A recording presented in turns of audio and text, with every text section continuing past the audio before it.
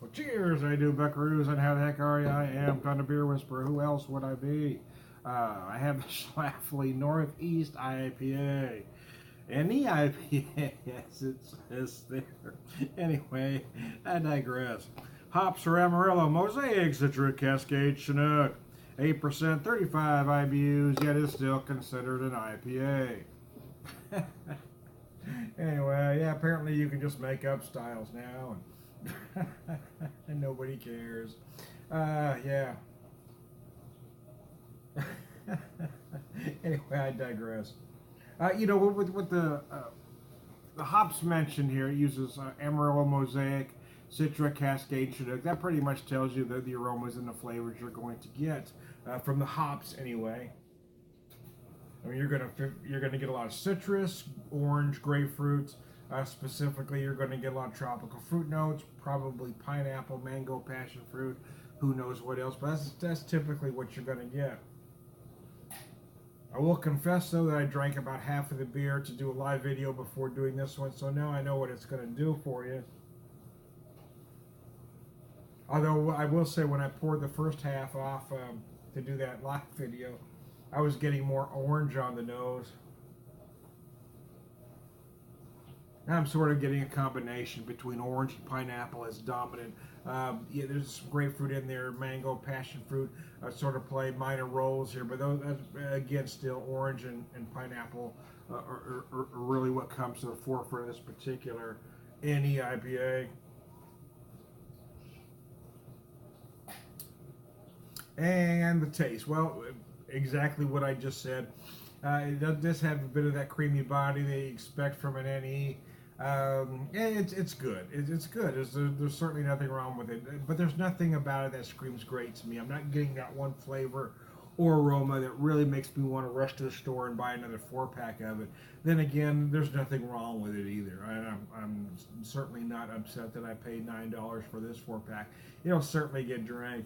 But yeah, I mean, for the most part, that's what this style does for me. They're there. They all taste pretty much the same. Every once in a while, I'll grab one that seems just a little special.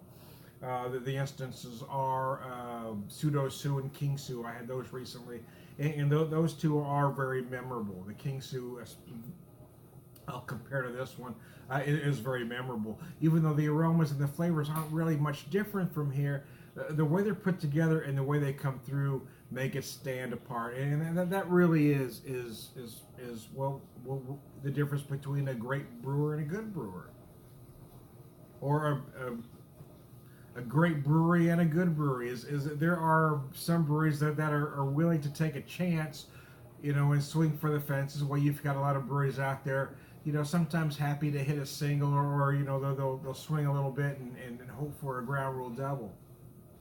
Now, I'm kind of being hard on Schlafly a little bit, because there really isn't anything wrong with this beer. And Schlafly really isn't a single-hitting brewery for the most part.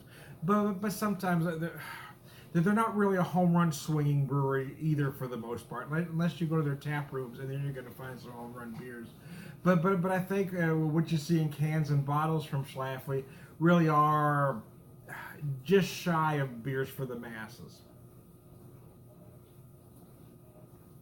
And I'll put some other breweries in that same that same boat. New Belgium for me is that same type of brewery. Sam Adams.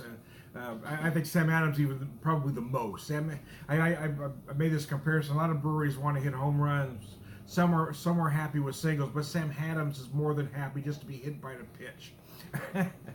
Schlafly isn't that. Schlafly is swinging out there, but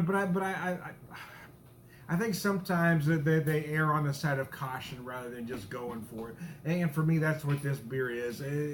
I think they really wanted this to be a great big one and hoped it would be, but for me, it just doesn't quite get there. So there you go. I am Todd Beer Whisperer.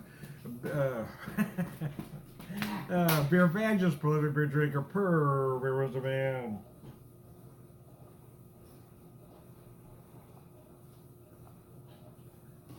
All around good guy. There you go. Yeah, I will say though, I probably won't purchase this beer again, But it doesn't mean there's anything wrong with it. It doesn't mean that I'm unhappy that I bought the first time, because I am. It is good. I'm going to drink them all four gladly.